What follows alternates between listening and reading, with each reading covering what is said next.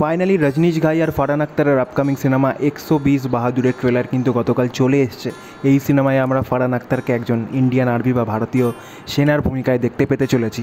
তো এই সিনেমাটা আমাদের 1963-তে হওয়া ইন্দো চায়না যে ওয়ার, সেই ওয়ারের গল্প বলবে। সেখানে কীভাবে 120 জন ভারতীয় সেনা, কীভাবে 3000 জনেরও বেশি চাইনিজ যে সেনা তাদেরকে আটকে দিয়েছিল, তাদের এগেনস্টে রুখে দাঁড়িয়েছিল, সেই গল্পই আমরা দেখতে পাবো। এই সিনেমাটা যখন টিজার এসেছিলো সেটার একটা সেপারেট ভিডিও আমার চ্যানেলে রয়েছে, আমি পিন কমেন্টে দিয়ে দেবো। তোমরা যদি না দেখে থাকো আমি বলবো সেটা গিয়ে অবশ্যই চেক আউট করো।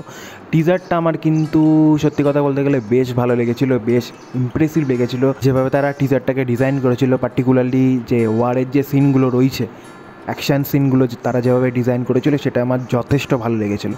তো এবার দেখবো ট্রেলারে তারা আর কী রিভিল করেছে, আর কী দেখা আমাদের বাকি রয়েছে। তো চলো আগে দেখে নিই ট্রেলারটা, তারপর বাকি কথা বলবো, ভালো খারাপ সব কিছু তোমাদের সাথে শেয়ার করবো। আগে চলো দেখে নেওয়া যাক।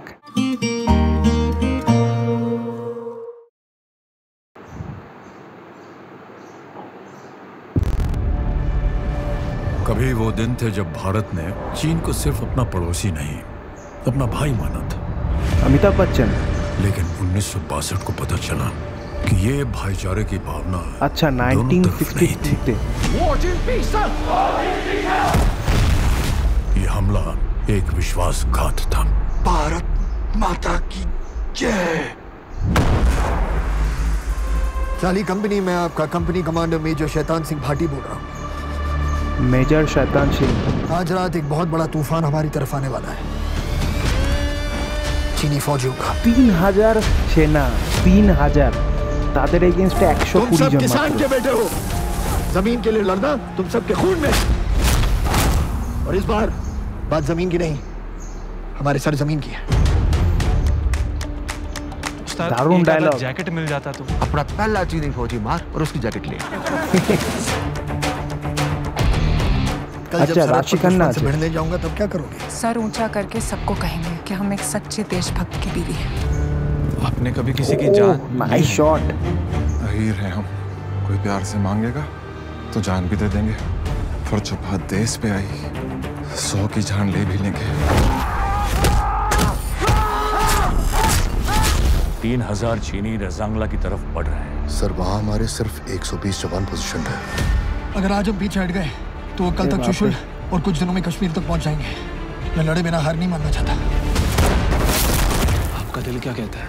यहीं लड़ेंगे, यहीं मरेंगे, आखिरी सांस तक, आखिरी गोली तक। दादा की शान की जय।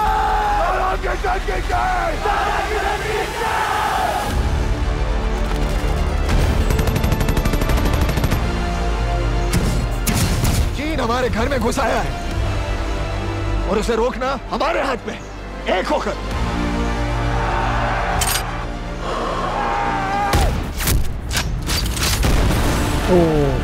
आज धरती लहू पुकार रही है, सींच दो उसे दुश्मन के खून से। उसके लिए क्या जरूरी है? तैयार हो।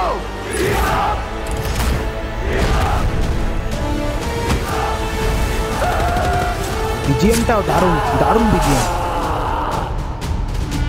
ও হো নাইস শট।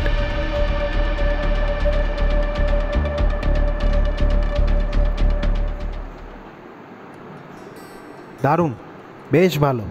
তো কেমন লাগলো 120 বাহাদুরের ট্রেলার? যদি এক কথায় বলি, ট্রেলারটা আমার যথেষ্ট ভালো লেগেছে, বেশ ইমপ্রেসিভ লেগেছে। স্পেশালি এর সিনেমাটোগ্রাফি, অ্যাকশান, কোরিওগ্রাফি, বিজিএম আর ডায়লগ, এই চারটে জিনিস কিন্তু আমার দারুণ লেগেছে। ট্রেলারটা শুরু হয় যেভাবে অমিতাভ বচ্চনের ভয়েস দিয়ে, তার ভয়েসের মধ্যে যে আলাদা একটা গাম্ভীর্য রয়েছে, সেটা ডেফিনেটলি ট্রেলারটার মধ্যে একটা আলাদা ইম্প্যাক্ট ফেলেইছে। এছাড়া বলতে হয় ফারহান আখতারের কথা। ফারহান আখতারকে কিন্তু বেশ ভালো লাগছে, তার পারফরমেন্স কিন্তু চোখে লাগার মতো। তাকে এখানে মেজর শয়তান সিং হিসাবে তাকে কিন্তু দেখতে যথেষ্ট ভালো লাগে, তাকে যথেষ্ট মানিয়েছে।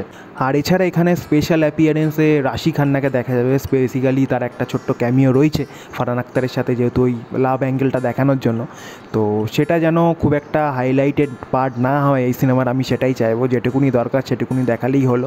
এবার সেটাই দেখার তারা কীভাবে এই জিনিসটাকে ম্যানেজ করে। এবার যদি বলি এই ট্রেলারের সিনেমাটোগ্রাফির কথা, সিনেমাটোগ্রাফি কিন্তু টপ নচ। জিনিসপত্রগুলো দেখতে কিন্তু দারুণ লাগছে, স্পেশালি কিছু ল্যান্ডস্কেপের টাইপের যে শটগুলো নেওয়া হয়েছে সেগুলো কিন্তু দারুণ। আর লাস্টে যে একটা শট যেটা আমার পার্সোনাল ফেভারিট, সেটা হচ্ছে ওই 120 জন সেনা পরপর লাইন দিয়ে দাঁড়িয়ে রয়েছে পাহাড়ের ওপর, যে সিলোয়েট যে শটটা নেওয়া হয়েছে সেটা কিন্তু দারুণ লাগছে দেখতে। অ্যাকশান নিয়ে আলাদা করে কিছু বলার নেই, যেভাবে পাথর দিয়ে অ্যাকশান হচ্ছে, যেভাবে ছুরি দিয়ে মারা হচ্ছে, সেই অ্যাকশানগুলো তো দারুণ।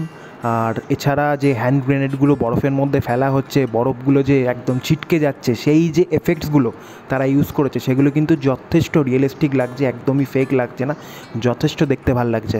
আর যদি বলি ডায়লগের কথা, ডায়লগের আমার পছন্দের ডায়লগ হলো ওই ডায়লগটা যেখানে কি বলে ফারহান আখতার বলছে যে ইয়া হাম সব কিষান কে বেটে হে, জমিন কে লিয়ে লড়না হামারে খুন মে হ্যাঁ, पर अब बात तो सरजमीन के है। এই ডায়লগটা আমার দারুণ লেগেছে। এটা ছাড়াও বাকি যে সমস্ত ডায়লগ রয়েছে সেগুলোও কিন্তু অসাধারণ। পার্সোনালি আমার এই ডায়লগটা প্রচণ্ড পছন্দ হয়েছে, তার জন্য আমি এটাকে হাইলাইট করলাম, বাট ডায়লগস কিন্তু দারুণ। এছাড়া এর যে বিজিএমটা খুব সুন্দরভাবে ডিজাইন করা আছে, খুব লাউড বিজিএম না, খুব অ্যাগ্রেসিভ না, খুব সুন্দরভাবে ডিজাইন করা আছে, যেটা ট্রেলারটার সাথে কিন্তু খুব ভালোভাবে গেছে। ওয়ারের সিনেমায় এরকম সুন্দর বিজিএম আমি খুব একটা চট করে দেখিনি। আমার কিন্তু বিজিএমটা পার্সোনালি খুবই ভালো লেগেছে, খুবই সুন্দরভাবে বিজিএমটা ডিজাইন করা হয়েছে। তো পরপর অনেকগুলো ওয়ারের মুভি আর কি রিলিজ করছে। এটা তো রয়েছে 120 বাহাদুর, তো এটা করছেই। এছাড়াও একটা 21 বলে সিনেমা রিলিজ করছে। এরপর শোনা যাচ্ছিলো যে বর্ডার 2 সেটাও লাইন আপে রয়েছে।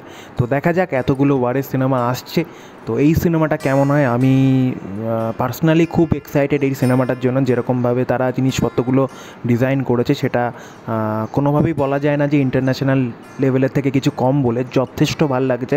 এবার এটাই দেখা যায় সিনেমাটা বক্স অফিসে কীরকম কী পারফর্ম করে। ওভারঅল এই ছিল আমার ওপিনিয়ন, এই ছিল আমার রিয়াকশান 120 বাহাদুরের ট্রেলার নিয়ে। ট্রেলারটা আমার যথেষ্ট ভালোই লেগেছে।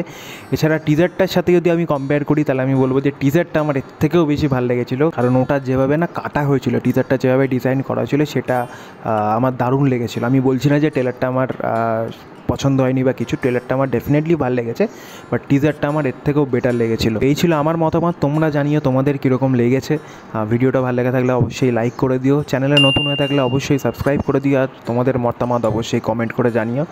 তো আজকের মতো এইটুকু নিয়ে এই ভিডিওতে আর কিছু বলার নেই। দেখা হবে আবার নতুন কোনো ভিডিওতে। Till then take care and by.